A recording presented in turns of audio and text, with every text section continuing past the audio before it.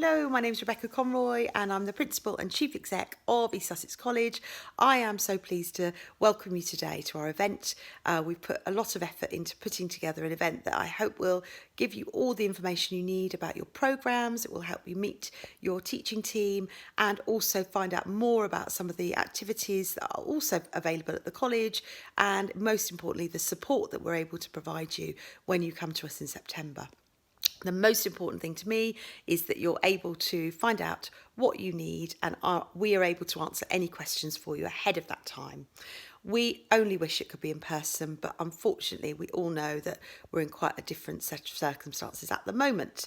However, very excited about the fact that we're looking at a full return in September with 100% of our students for 100% of the time, and are really making preparations to our buildings to enable that to happen.